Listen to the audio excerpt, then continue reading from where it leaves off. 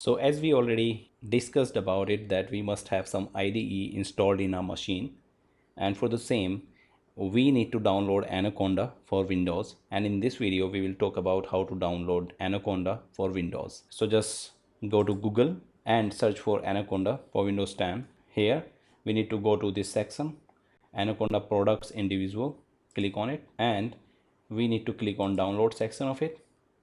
It will take us to this section where we will find out the links to download Anaconda for different operating system. So we have Windows, we have for Mac operating system and Linux.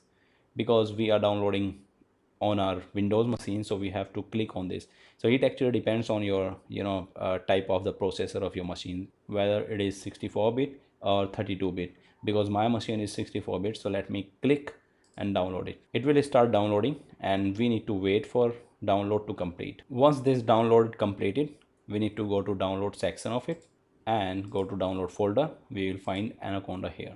Just right click on it and run as administrator. Yes, Windows installation means Anaconda installation on Windows is starting. Click on I agree. Just for me, not all user. Click on install and it will be installing for us. And once it is completed, what we need to do is just click on next, and this way it would be downloaded for us. So to make a recheck whether this is installed successfully or not, what we can do is that just go to Windows button and search for Anaconda. We will have application related to Anaconda, which is a Spyder, means IDE, and Jupyter.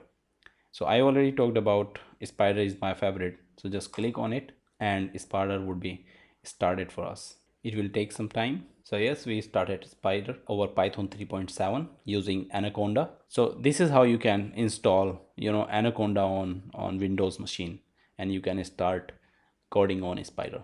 Thank you.